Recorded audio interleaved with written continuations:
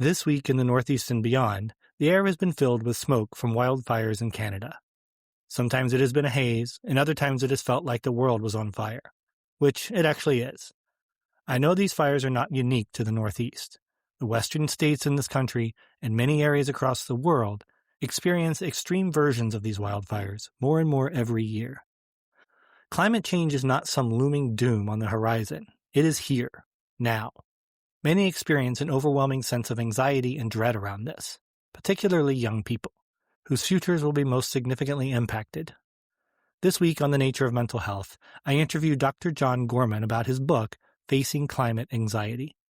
His book is a literal how-to on navigating the uncomfortable and sometimes overwhelming feelings about the destruction of our natural world and our future on this planet.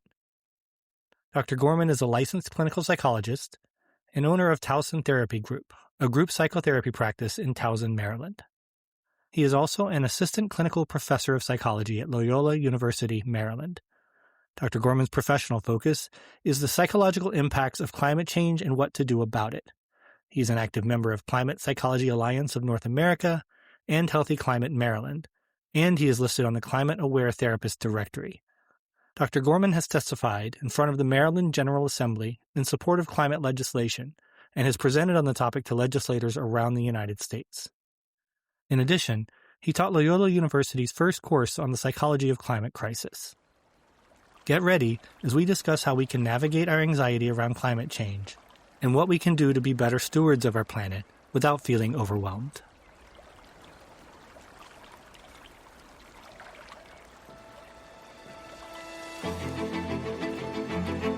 Welcome to The Nature of Mental Health, the podcast where we explore how time outdoors supports emotional well-being, resilience, and healing. I'm your host, Will Henry, clinical social worker, nature-informed therapist, and founder of Riverstone Mental Health Collective. Join me as we dive into practical tools, meaningful conversations, and inspiring stories that help us reconnect with the natural world and ourselves. Thanks for being here. Let's get started.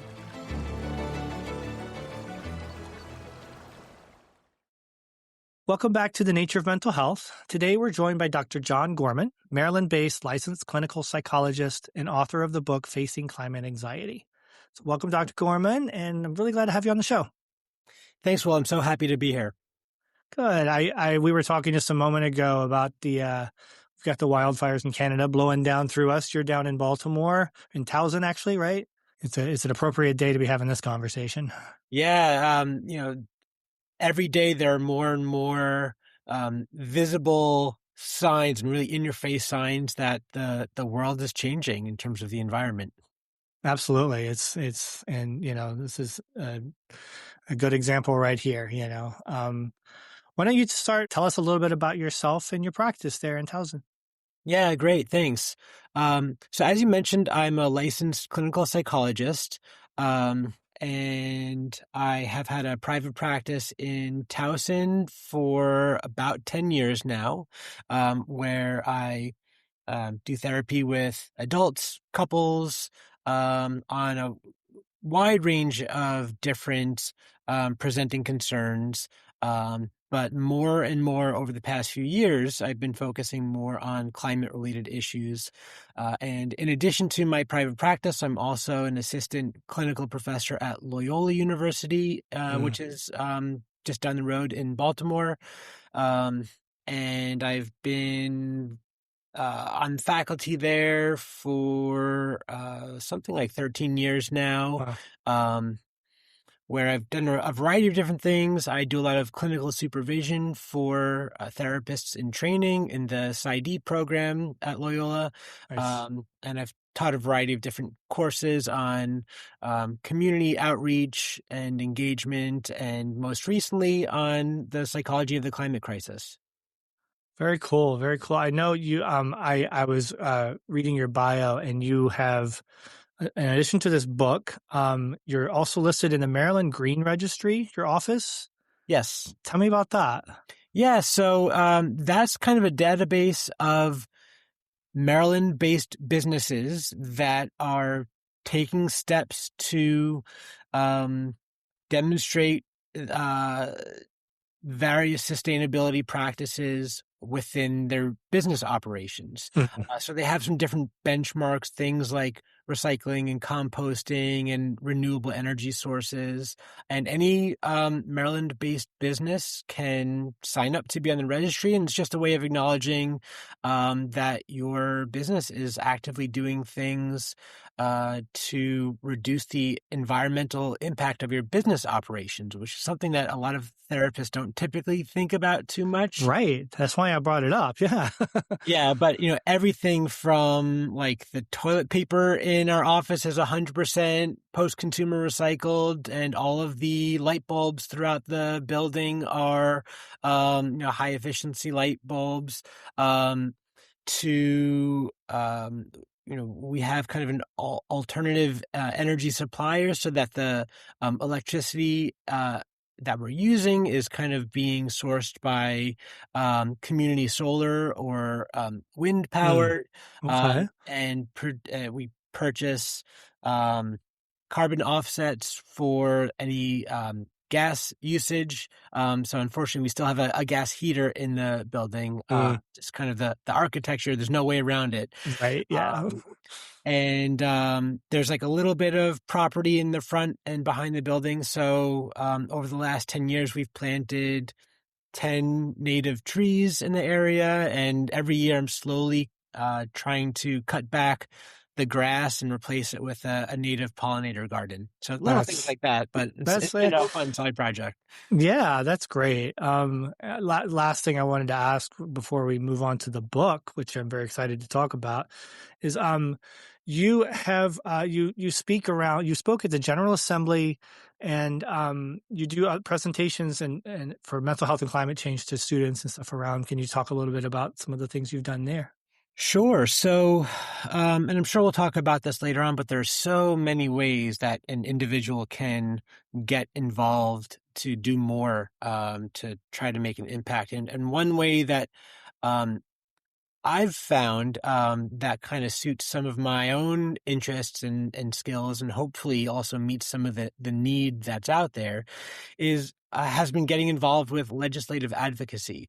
Mm. And so I work with a variety of different groups who are basically dedicated to advocating for pro-climate policies and laws Okay. from the perspective of what's good for mental health or what's good for public health. So one is kind of a national-based committee that's I guess you could say a joint committee of the Climate Psychology Alliance and the Climate Psychiatry Alliance, where we meet a couple times a month and talk about various strategies for advocating for legislation around the country. And I'm also part of a group here in Maryland called Healthy Climate Maryland, which is more of a more general public health focus, but we select specific pieces of legislation every year and use our expertise to raise awareness with different lawmakers, and at, at times, if warranted or if necessary, testifying on different bills to try to support pro-climate legislation, but sharing why that's important, not just for the climate Oh, and economy, but why this is important for our collective mental health. right. That's wonderful. Thank you so much for all of that work you do. It's just really, it's remarkable. First thing I wanted to ask you was in the opening pages of your book, you say, I didn't want to write this book. And I thought that was a really powerful statement because, well, I'll let you elaborate on that. Why didn't you want to write this book? Yeah, so I think perhaps unlike many authors, this book didn't start as a brainchild of mine. It didn't start as a goal that I had. I never really saw myself as an author, and didn't really have that kind of intrinsic motivation to write a book Hmm. until somehow out of the blue, I was approached by a publisher. I'm not exactly sure how they came across my work. I've done a few other podcasts or articles here and there, not a whole lot. Hmm. but they were looking to publish a book on something in the realm of mental health and climate change. And it kind of fell into my lap, and it took a really long time for me to really come around to that idea. I have a family. I have two very young children, who, especially when the offer came to me, was in the very early stages of their lives. It was taking up so much time, Hmm. um, working full time, um, and just trying to even imagine how it could be possible to find time to Right. write a book on top of all the other things. Um, and I was really going back and forth in my own mind for a number of months. And I think what ultimately tipped me in the direction of being willing to write the book was one of the things that I am constantly thinking about is what are the conversations that we're going to have 10, 20, 30, 40, 50 years from now, Yeah. when our kids are adults and the next generation of youth and children are adults. Yeah. They look at us and say, "Hey, did you know about this climate change thing? Like, did you know that humans were contributing to the world changing so much?" And the fact is that we know about it, right? Yeah. And so, I think the next obvious question would be, well, if you knew about it, what did you do about it? Hmm. Yeah, Um, absolutely.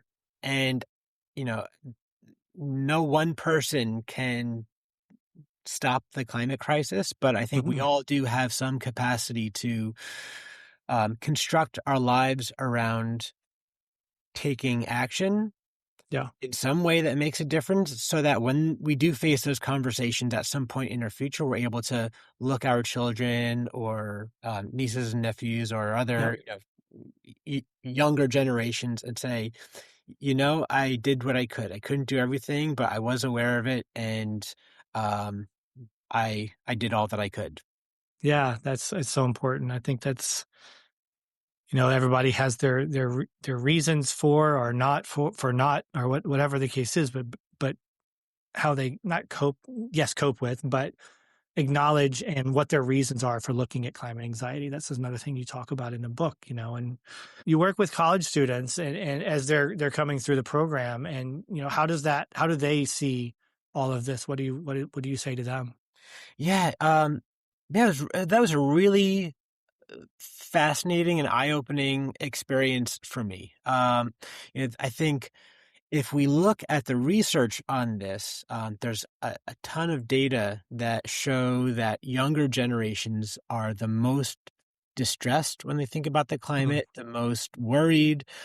Their lives will be the most impacted, because as they come of age and become adults, then they'll be living in a worse off world in terms of the um, climate and environment. mhm. And I saw some of that in the students that I was working with, but there's also this kind of competing force, which is technology. Mhm.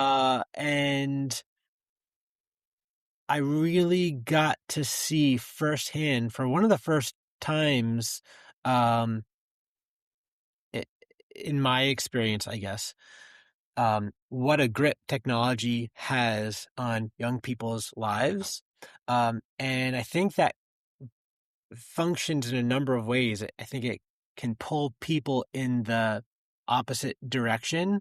On one side of things, I think younger generations really do care and they really are concerned and they really want a much better future than the path that we're currently paving for them. Right.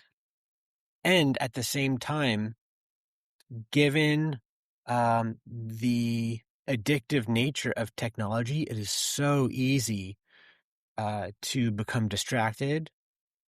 Technology Yeah. is so effective at hijacking our attention. Hmm. So I had so many conversations with students where they were talking about this scrolling phenomenon, right? Where you're scrolling and you're just confronted with this onslaught of information about totally random topics, all within a matter of seconds, right? Hmm. So it's like they'll see a meme or a video about the environment falling apart. And then a second later, like a funny dance video. And then a second later, like something in the world of politics or current events. And then a second later, like a cute cat video, right? Um, Literal seconds. Yeah. yes. Yeah. And so one of the biggest takeaways for me was how easy it is to not really let that concern and distress about the future register on a deep level. And I think that's a really big problem. We need to be able to um, let ourselves connect to all the feelings that we have about this, because if we don't, we're not going to feel any motivation to do anything to change. It's such a good point. I know. I mean, you must have done so much research, right, between personal experience and then the research I'm sure you did making this book. How did that affect you personally? I mean, did you discover more and just was there an oh my god, like this is worse than I thought moment, or is this? I mean, what was that experience like? Yeah, I mean, I don't know that the process of writing the book led me to feel this is worse than I thought, simply because I've been pretty immersed in this research for a while. So Good that point. Good moment, point. Yeah. that moment probably came some years back Uh now. huh. Uh huh.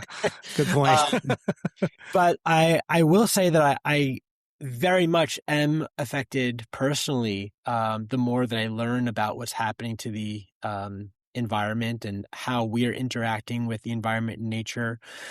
And I feel a lot of my own distress about it.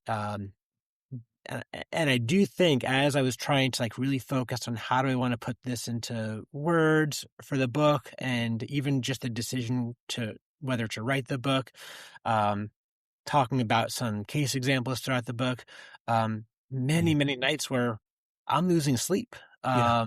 and just my own fear and distress and uncertainty about the future, and thinking about it from my kids' perspective. Yeah. Um, and thinking about kind of, what life is going to be like in the future. We're already facing, you're talking about the wildfire smoke by you. Um, I'm here in Baltimore where the heat index right now as we speak is about 106 Oh outside. goodness. Um, and this is already kind of the new normal, Yeah. where it's becoming more and more of a recurring event to experience poor air quality because of wildfire smoke or heat domes, um, more severe storms and weather. Hmm. And so it's already here. Yeah. The climate has already changed. This isn't a future phenomenon that we're Right. talking Right. about. Um, It's not necessarily something we're trying to prevent anymore. We're trying to cope with what's here mhm, and then prevent it from getting worse, right? And trying to exactly. dial it back a little bit if we can, right? Or Yes. more. Yeah. But that's one of the things I think I love the way you organize the book. I'll get to that later, but I just the way it was organized I thought was just beautiful. But one of the things that it affected me the most was the conversations you had with these college students, and you were asking them the why. And what is it? Why are you angry? Right? Why are you? And it really gave me pause. It made me think. Yeah. And because that's a question. Yeah, I'm angry because this is ridiculous, right? Yeah. But why on a personal level? And I thought that was really powerful to be able to bring us into ourselves, right? And look at what is it on a personal, granular level. Why are we upset? Why are we angry? And for me, it's all of my, you know, free time is spent outdoors if I can. I mean, I love fly fishing. I love hiking. I love camping. And that's all being threatened. I mean, in August, forget it. It's like I just have to kind of, the waters are drying up. The waters are too warm I don't want to harm the fish, right? And so I don't go fishing. I I have to go look for water that's cool. It's hard. And then the camping and all of that is being threatened as well. And then my children, right? Like you mentioned just a moment ago, the children and my children, what are they going to experience? What are they experiencing now? So that was powerful for me. Yeah. And that's a very important point. I do always start off asking people, well, why do you care? Right? Yeah, People come to me all the exactly. time to say that they're worried or angry or sad or scared about climate change. All right, great. So why do you care about it? And the interesting thing is that answer is going to vary from person to person, Mhm. right? So you enjoy fishing and hiking and camping, right? Other people might not be into those things, but maybe they really um, love some different outdoor recreational activities. I was Mhm. just talking to a friend this past weekend who's a big skier, and Yeah. he's saying, "Oh, well, each year there's less and less snow. Right. It's more and more expensive because the ski resorts are having to pay more money to manufacture artificial snow because there's no less natural snow. El Ninos are getting worse and worse, and this year's predicted to be particularly bad, which I Uh-uh. guess leads to predictions that there's going to be even less snow in certain areas. But for other people, it's maybe less about outdoor recreation, although that's a Mhm. very common category. Uh, for some people, they really have an aesthetic appreciation of outdoor beauty, right? Being able to experience, go to the mountaintops Yeah. and see a beautiful vista. For some people, they have more of an interactional relationship with nature, like gardening, Mhm. and Mhm. that's being affected, right? Yep. For some people, they really love and care about animals. And for them, it's that they're upset when they think about marine life that are being harmed Yeah. with all of the pollution and overfishing and ocean acidification, etc. Mhm. Um, for some people, there are other cultural or religious practices that are tied to nature. Absolutely. Um, and so the reasons why people care, and also, as you mentioned, um, uh, for a lot of people, it is kind of a compassionate or humanistic focus, right? We care about the impact that it's having on other people, whether Right. it's ourselves or other people who are currently being harmed Mhm. by environmental conditions or future people, right? And so the reasons are all important and they vary from person to person. And so I think that's really valuable, helping people get to know, well, why is it that you do care? Absolutely. That's I love that. And following that, so why do you care? And but that's an uncomfortable feeling, right? We often say people have an instinct to make uncomfortable feelings go away, right? And Right. and we, like as therapists, we're trying to get people to feel those uncomfortable feelings. With regard to like climate anxiety and like the realities we're experiencing today, for example, how do you help clients through that transition? Where do you walk them? Yeah, great question. So a lot of the clients that I work with in a therapeutic setting um, seek me out because they are already experiencing pretty profound distress related Mhm. to environmental concerns, fear about the future, or maybe they've been impacted by an environmental event such as a natural disaster or something like that. Mhm. And there are a lot of common feelings and emotions that come up in response to thinking about what's going on with the environment. It could be fear, anger, grief, sadness, uncertainty, and on and on and on. And there's, well researched, a long list of very common emotions um, in response to climate change. Mhm. Um, and the thing is, we've all kind of been socialized in this culture and society where the messages we get are it's bad if we're feeling too much of something. Right. But if you really think about it, right, our feelings and emotions are normal, right? We've evolved to have these emotions. Otherwise, if they weren't adaptive in some way, we probably would have evolved away from them.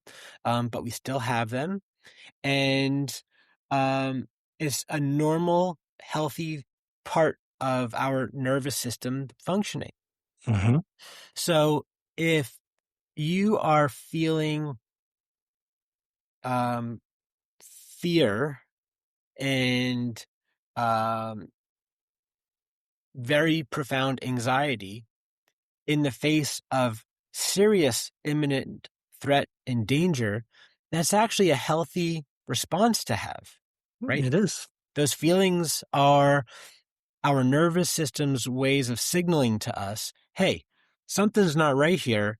We've got to figure out a way to fix this. Um, and so a lot of the work begins with normalizing.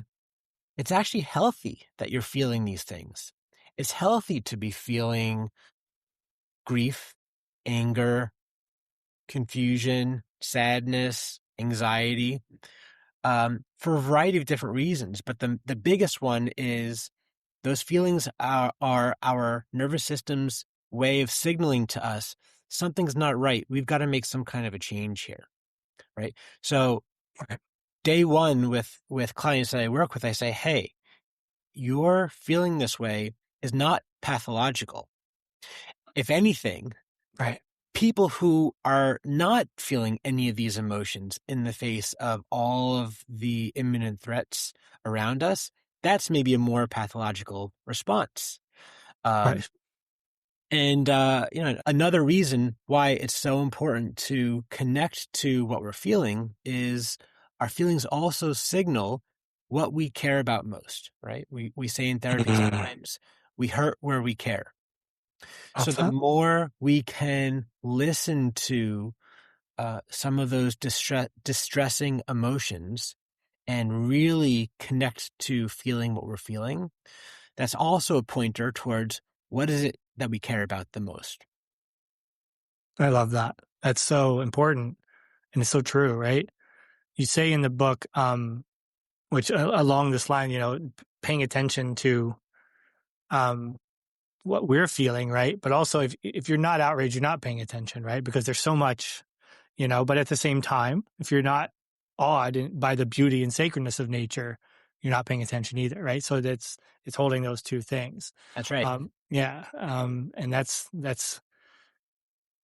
hard. I want to second what you said about what you're saying about the anxiety, the fear being a natural adaptive emotion. I always say if a bear is chasing you, you want that adrenaline, you want that. That's my version in here, right? Exactly. I people are like, but I shouldn't be feeling that. I want to, I don't want to feel. I was like, I get that. Back to we want to go away from those uncomfortable feelings, but Yes. there's a reason for that.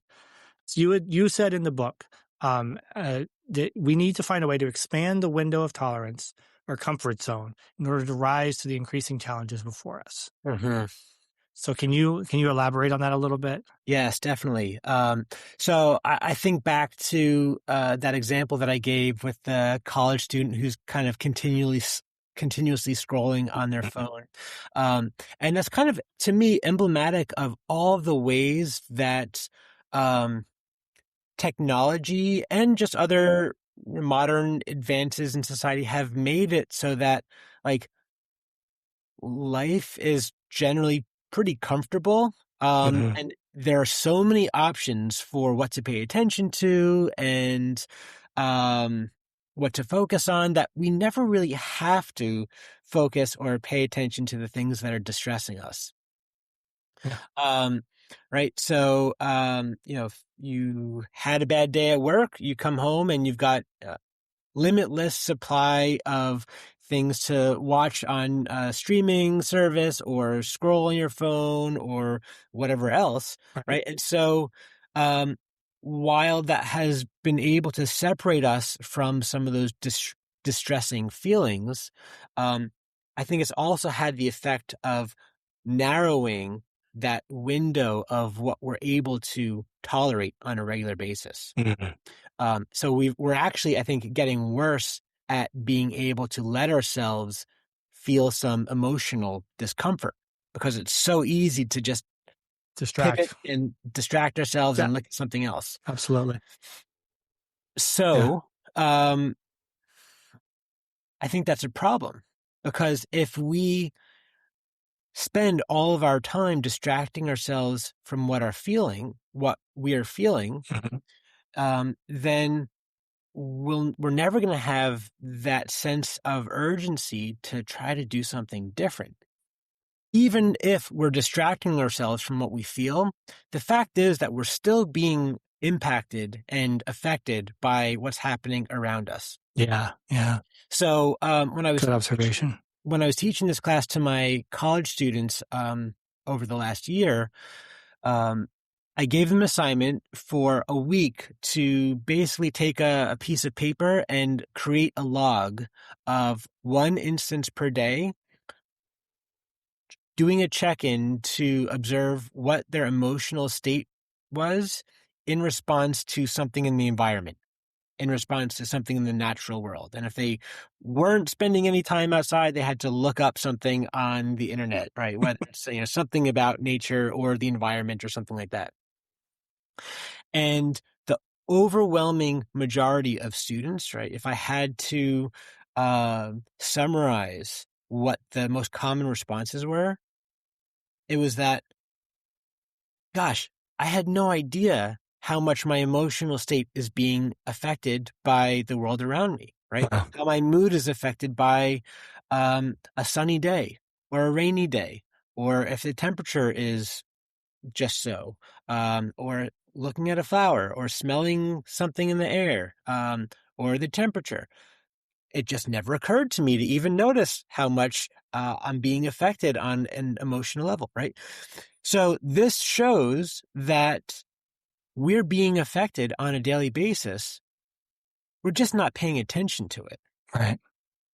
And so much of this is about trying to redirect our attention and reclaim our attention, and not just give it over to the gravitational pull of our technological devices, Right.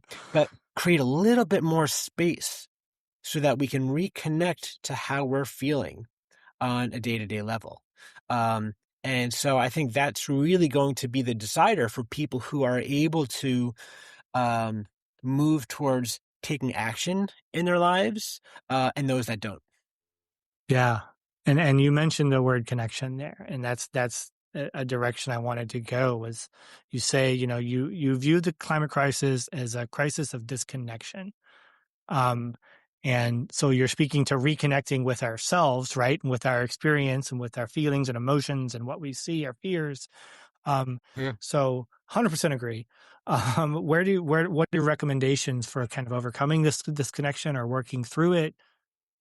Right. So, yes, that's kind of how I've come most recently to describe the climate crisis, which is Mm. a crisis of disconnection from, Mhm. as you said, disconnection from the natural world, disconnection from each other, and disconnection from ourselves. So in order to find our way through this, we've got to find ways to reconnect in all of those areas. Right. So we're more and more disconnected from the natural world, right? We don't spend as much time as outside as we used to. We don't know as much about ecology or nature or That's so uh, true. as we used to. Oh, Um, yeah. Something like the average fourth grader can identify over 150 corporate logos, but less than 10 plant species. Right. Yeah. Um, so That's wow. So we need to flip that equation around, right? We need to reconnect, because through connecting to nature, that reconnects us to what we care about and why we care about nature and why it's so important to preserve the natural environment. So I recommend that people spend more time outside, Mm. get dirty, play outside, take a really close look at bugs, learn more about animals, learn more about plants, spend some time gardening, do more nature-based recreation activities. Um, in terms of the crisis of disconnection from each other, Mhm. uh, more and more we don't need to rely on other people in the ways that we used to, right? I think Bill McKibben wrote, this is the first generation where people can survive without needing neighbors, Mm. right? And if you think about it, right, technology has advanced so much that you could live your entire life within the confines of like a 12 by 12-foot apartment, and you never need to leave. You can Yeah. work from home.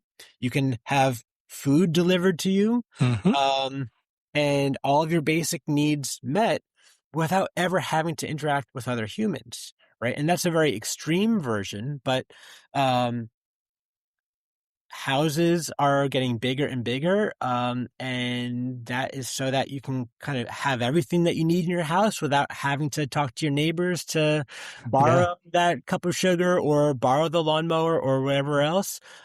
It's funny. I live on a small street. There's about 50 houses on the street, and almost 50 lawnmowers. And these are not big properties. It's, an eighth Right. of an acre lot kind of thing. Uh-huh. Um, uh, and so is it necessary to have, 50 different lawnmowers for 50 houses versus like Right. talking to your neighbor and make a friend and like, Right. Right. you know, rotate, right? Um, but in so many ways, like we've lost the art. If you go on a bus or you're waiting in line someplace, you're grocery shopping, everybody has earbuds in, right? Nobody's paying attention. Everyone's on their phone. Phone. Yeah. Uh, you know, uh, and so we've also need to overcome this and find ways to reconnect to each other, because with that disconnection comes all of the polarization that we're experiencing, right? Yes. Other people become less human-like, and more like just these others who are different, and people that you can't relate to, and everything feels so much more extreme and so much more polarized. The reality is that people have a lot more in common than what separates them. Yeah.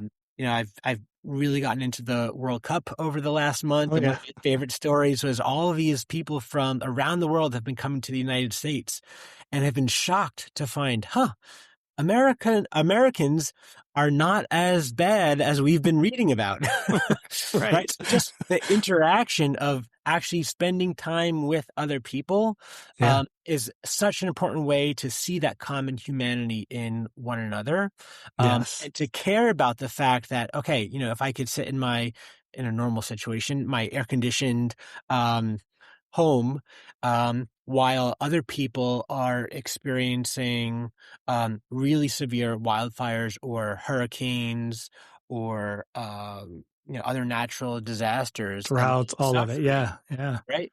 Um, how do we get to hear about that and not just totally disconnect, right?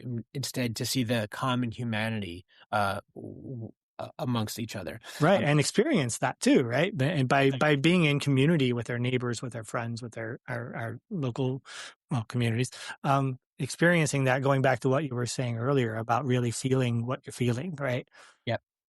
Yeah, exactly. And then finally, this disconnection from ourselves, right? We've lost the ability to like really um, sit down and just allow ourselves to like check in with how we're feeling. Mm. We've lost the ability to daydream or be bored or Oh, be it's a patient. big one. Yeah. And with that, we've also lost like uh, our ways of assessing, like, how are we actually feeling? What's important to us? What would I find meaningful in my life? What gives me a sense of purpose? And I argue in the book that the way that we reconnect to that is by starting with um, identifying our emotional landscape, because those again are the data that we get from our body Mhm. about the things that we care about, what's meaningful, what gives us a sense of purpose. Um, and by the way, reconnecting to each of these three different areas, whether it's nature or community or ourselves, there are tons and tons and tons of psychological benefits, right? I know that you know this and have talked with other guests on your show about like all of the psychological benefits of spending time in nature, right? It's Yeah, just like basically a free medicine available to us. absolutely. Yeah. It doesn't cure everything, but No, but the list is pretty long for all yeah, the a lot of research. psychological functions that uh, nature benefits. And same thing with, people who have stronger community relationships, have stronger family and friendship networks, tend to do much better psychologically. Yeah.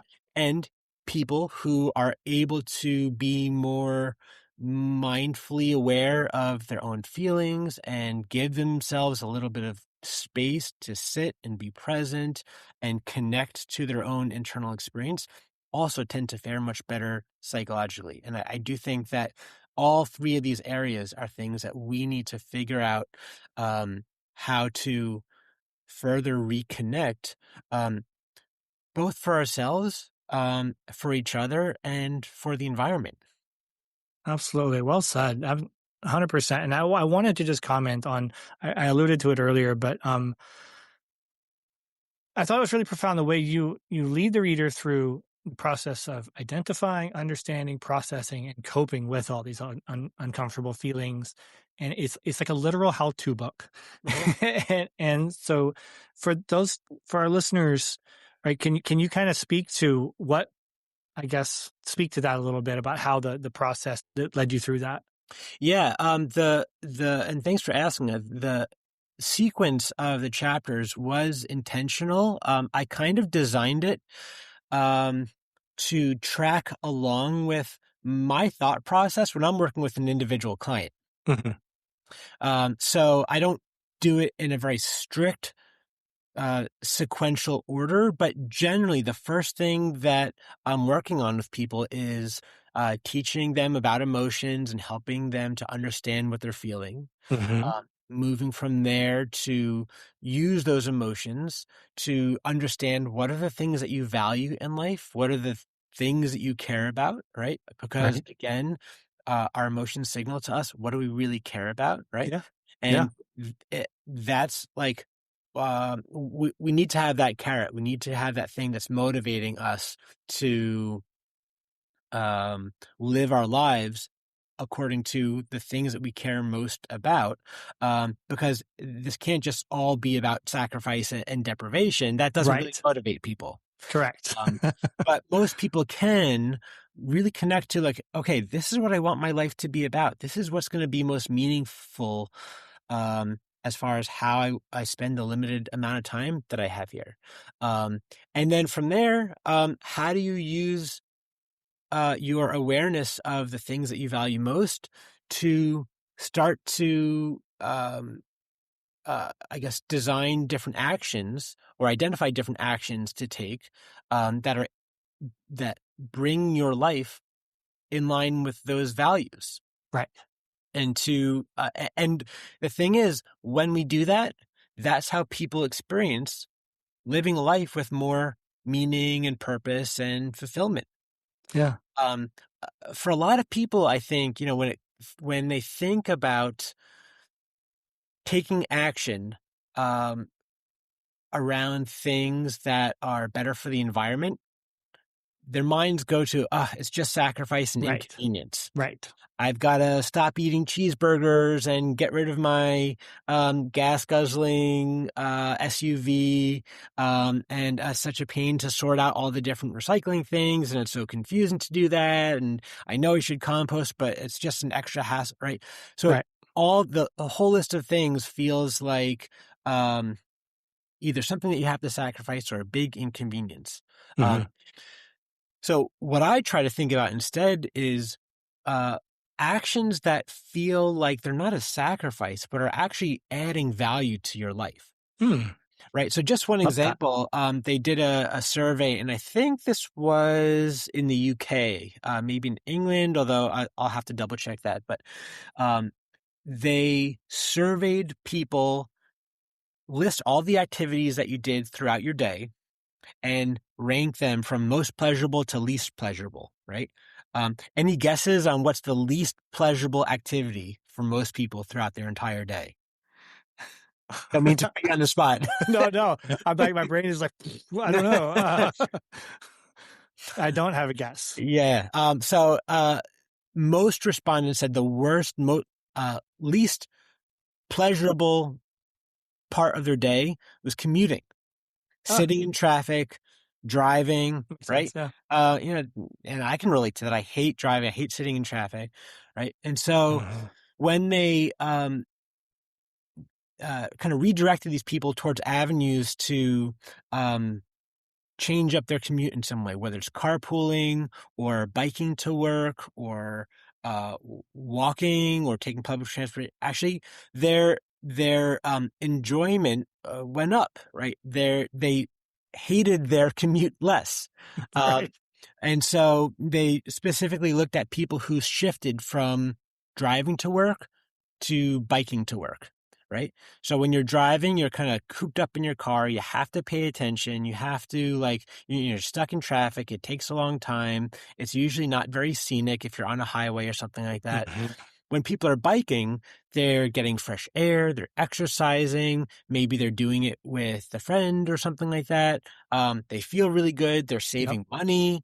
And by the way, like biking is a lot better for the environment than A little driving to bit. work and sitting Right. in traffic, right? Mm-hmm. So it's like things like that. Like, what are some actions that people can find that are not just about making a sacrifice? Yeah, maybe there's a change to your life, but these are things that will actually add value to your life. So another example, um, there's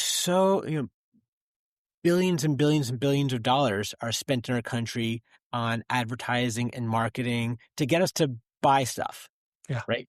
And so, uh, I mean, our brains are such that we're kind of suckers for like, oh, well, if that's that, you know, toy or that, device or that whatever is going to bring me some happiness, let me go get that, right? Mm-hmm. Except, um, people tend not to derive a lot of happiness and meaning and true joy and fulfillment from material things.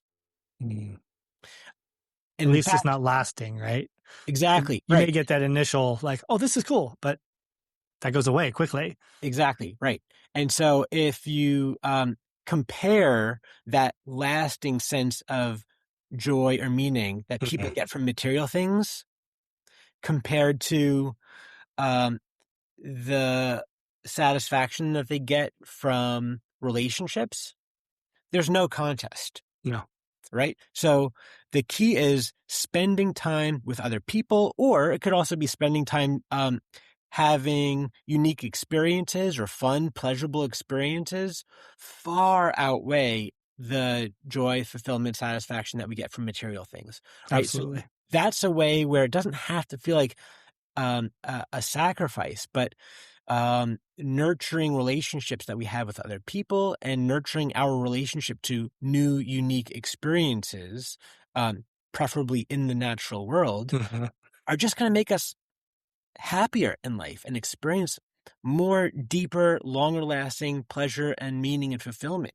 And I think that's like something that a lot of people recognize that they really want more of in life. Absolutely. 100% agree. I think I mentioned earlier to you that before we started the podcast that I got a camping trip coming up in a couple of weeks, which I'm very excited about. It's me and two families, and there's like 10 or 12 of us. There's kids. It's just, but what I want to say about that is I love going camping. I love that for my reasons, right? But to watch these kids that are, they've grown up since they were 3, they've been camping, right? And it's their favorite trip of the year. It's what they Yeah. look forward to. These are like core memories that this sticks with them. They, Yeah. we're not sure we're going to go this year. And the kids are like, wait, what do you mean we're not going this year? Come on, please. We want to connect. We want to go. And it's so important and it's so rewarding, like you're saying. And those are the things that stick with you and that mean so much later. It's not Yes. the new phone. It's not the new, car. It's not the new whatever device. That's so important. Yeah. And Um, I've had similar experiences, camping with other families, bringing the kids along. And, I'm also just amazed. Like, my kids are, typical in that if we're at home and indoors, they want to watch TV and they want to, watch another episode or, do whatever. Mhm. Got them out of that environment, and camping with other people. It's like they didn't ask once, Nope. to like play with the iPad or no complaints about not having what they wanted. The kids were just off like making up games and chasing each other Yes. around and getting dirty and having the time of their lives. And it just made me feel like, wow, this is like almost like their natural environment that they're kind of most well adapted for. Yeah, and which is all true. Yeah. Which is all And true. how different our typical normal everyday lives are, where it's like so much time spent indoors and Mhm. just, going from one thing to the next. Right. Yeah, absolutely. So, getting toward the end here, we think about like one person can't fix the climate crisis, right? Mhm. Um, and I was reading here the power and impact of government corporations is just it's too much, right? There's too much going on. We're talking about advertising and like the algorithms and it's all directed to get us to buy stuff, and that's all of that. How do you? All of this makes a difference. All of this matters. How do we develop our own sense of meaning and purpose from all of this?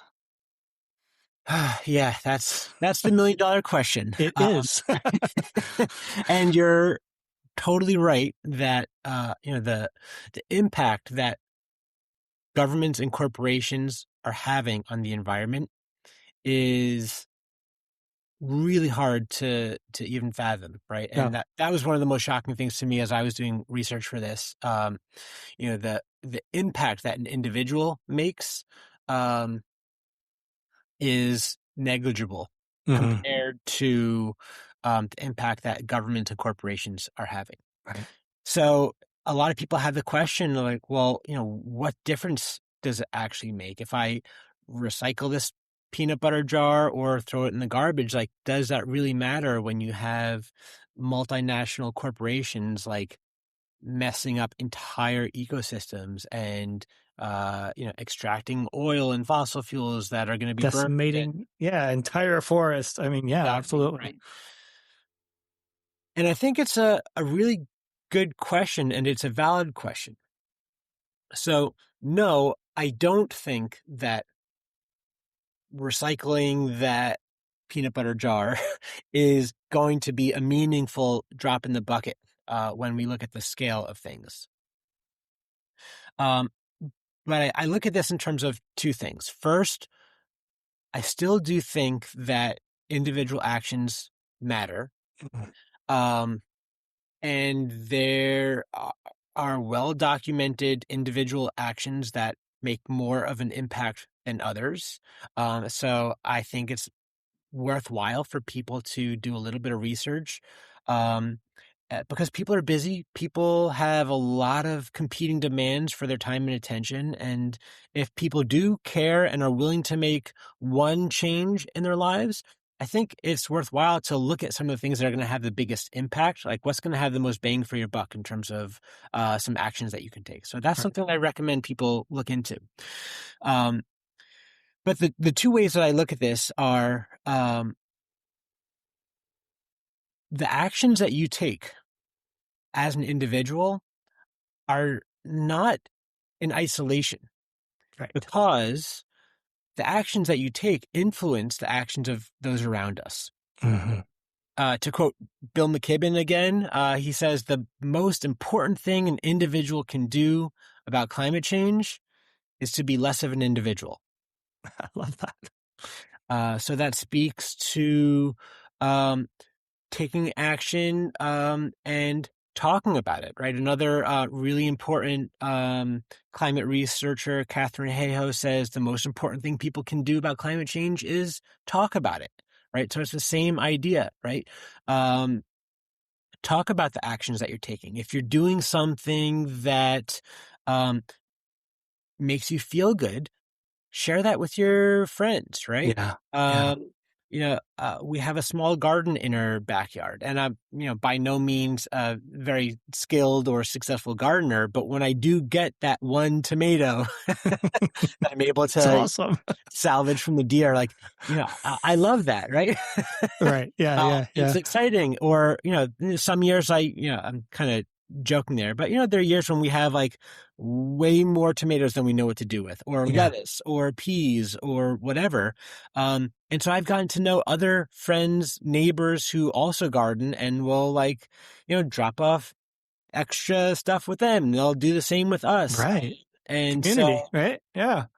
like, gardening is a small thing that, like, I can do with my kids, and it gets them outside and learning about nature, and it's a fun activity, and we get to experience all the benefits of the fresh air and saving money, because for all the tomatoes and lettuce and peas that we grow, we don't have to buy those things, and it lowers food miles traveled and all these, on and on and Right. on benefits, right? Um, but doing it in community, and talking to friends about it, and maybe getting together with a group of friends and agreeing to have a plant-based, meatless dinner party together, Mhm. something like that. Or getting together with your friends and deciding to go camping or going for a hike rather than going shopping together, right? Things Right. like that. So the individual actions that we take, um, you know, can kind of It's a ripple effect. ripple Yeah. out, right? Yeah. There are some big ones like um, with the Inflation Reduction Act a couple years ago, before it was just repealed, unfortunately, Mhm. allowed me to get solar panels on my house with no money down. And it was basically a financed solar panel system. And the monthly payment for that, oh, and it covers all the electricity usage for our house. Wow. The monthly payments of that are less than what we were paying per month to our local utility company, right? That's So I amazing. got solar panels. It cost me nothing, and I save money every month. I got my utility bill today, and they're paying us money because this month, since it's a summer and longer daylight, we've captured and produced more electricity than what we've used, Right. right? So I've been saving so much money by doing this, and it's something that's great for the environment, and I love that. And I think it's even worth people looking into getting solar panels, because there's so many, like, economic incentives Yeah. to do that, even with the Inflation Reduction Act going away, which is very unfortunate. But Mm. um, I digress. So the other way that I think about this, aside from all of the ripple effect of our individual actions, is that I am not convinced that we're going to see ourselves out of the climate change problem. Mm. I do believe that as a whole, globally, things will continue to get worse. The natural disasters will become way more frequent and way more severe and intense and do much more damage. I think it's going to be harder and harder for us as humans to live in our natural environment. Mm. And so that begs this existential question of, okay, so we're living in this setting and our future is so uncertain. So how do you want to live your limited time on Earth in a way that actually brings you a sense of meaning and purpose and fulfillment? Right. And for me, having done all the research in writing this book and also just throughout my career, the research is clear that the things that bring us the deepest sense of meaning and purpose and fulfillment in our lives are, like I was talking about before, prioritizing relationships with people rather than things, Mm. um, moving more towards a community-oriented mindset than a consumerist, selfish mindset, Mhm. appreciating nature and the natural world, um, versus technology or material goods, right? Mhm. Yeah. Uh, and so these are the things that will bring us a sense of meaning, a sense that our life has some value. regardless of how things end up, Right. right? Yeah. And so there's another, podcaster that I listen to a lot, Nate Hagens, who says, maybe the goal is islands of sanity amidst oceans of insanity, right? Oh, So wow. as a whole, if things continue to get worse and worse, and if we have, more and more governments invading and bombing other countries over scarce natural resources, which I think we've been seeing an increase in this, and we're Mhm. only going to continue to, right? Things that have massive impacts on millions and millions or billions of people, Yeah. right? Yeah. So, how do I live my life in a way that brings me a sense of meaning, and so that I can go to sleep at the end of the night and know that, okay, the world that I'm living in is not perfect, but I'm doing what I can to live with awareness and presence and kindness and compassion for myself and for the people around me and for the world that I live in, and that is really like what sustains life for all of us. All of us. Yeah. And to add to that is, you know, how we alleviate some of this anxiety, right? Is the acknowledgement, is the being there and being present, understanding all of those things you've talked about. I do want to end on a quote. Part of the realization is that we are continually holding both optimism and pessimism simultaneously, right? You said this at the end of the book, and they both take turns being in the forefront of awareness. That was really like, wow, because that is, we teach our clients that two things can exist at once. And it's a really hard thing to sit with, Mm-hmm. right? Mm-hmm. I love that quote. I thought that was, Yeah, it's like multiple things are true at the same time. Uh, both, the the environment is being destroyed in a way that is not sustainable, and at the same time, like, there's a really profound movement of people, of communities, of researchers and scientists, of activists and artists, um, doing so much to actually improve conditions mhm, for themselves and for those around them, right? And so both of those things are happening at the same time. that's right. And what you pay attention to is going to impact how you're feeling about everything. It's going to impact your Yes. motivation level, your optimism and pessimism, right? Um, and again, it's back to that idea of like islands of sanity, right? So how do you Mm, create your island, your community?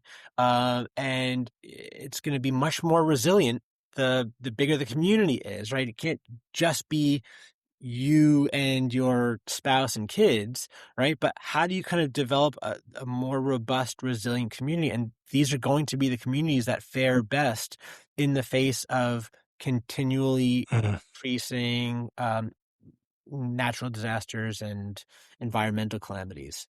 Yeah. Wow. Well said. Such amazing, important, and powerful stuff. How do we find your book? I mean, it's everywhere, right? Who is this, an independent publisher? Tell me about that stuff. Yep, it's published by New Harbinger. Okay. And so you can find copies of the book from the publisher's website, or uh, and also my favorite source is your local independent bookshop. You want to give a Uh, shout out to your local independent bookshop? Because I'm going yeah, to of do the course. same here. Yeah, my favorite is a small shop in Baltimore called the Ivy Booksellers, or Ivy Bookshop. Um, but if you don't have a local bookshop near you, there is a website, um, Is it Libby? bookshop. Hold on, let me just Yeah, yeah, yeah. bookshop.org. Okay. And then it So goes to the local bookshops, right? that's right. Proceeds from bookshop.org benefit local independent bookstores.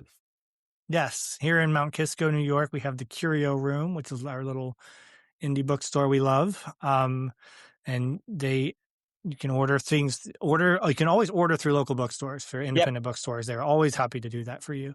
Yeah. And that's And in fact, important. bookshop.org, if you go on, you can kind of select what your local bookshop is. Mm-hmm. Um, whether it's the Ivy or the Curio or, whatever else, wherever you live, and the profits will go towards them as well, which I think is a wonderful thing.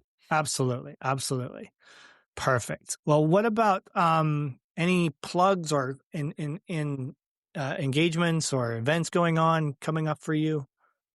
I do have some upcoming events. I'm excited to be traveling to Maine this November for a speaking engagement, and that's also part of what I do. I give talks on this topic. I've done it in a variety of different places, to any number of audiences, to therapists and researchers and physicians and legislators and other public interest groups or environmental groups. So I've been doing more and more talks on this topic, and I'm available to do that.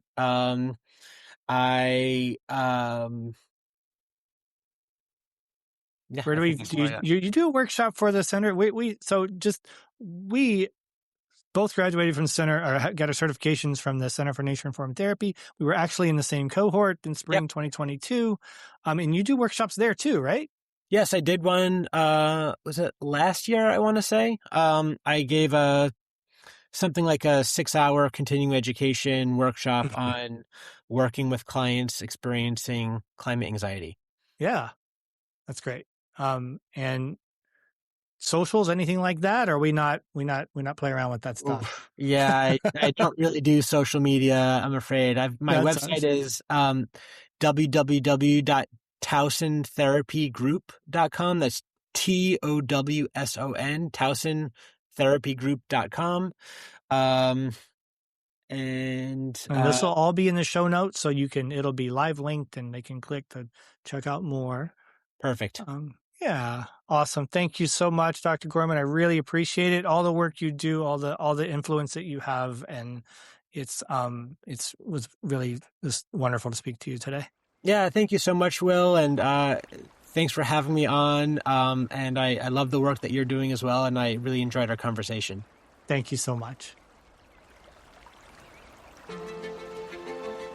Thanks for listening to The Nature of Mental Health. If you enjoyed today's episode, please follow, rate, and share the show. It helps others find their way to this community. For more resources, visit riverstonementalhealth.com. Until next time, notice the small spaces where nature meets your day. Stay curious, and may you find resilience in every season.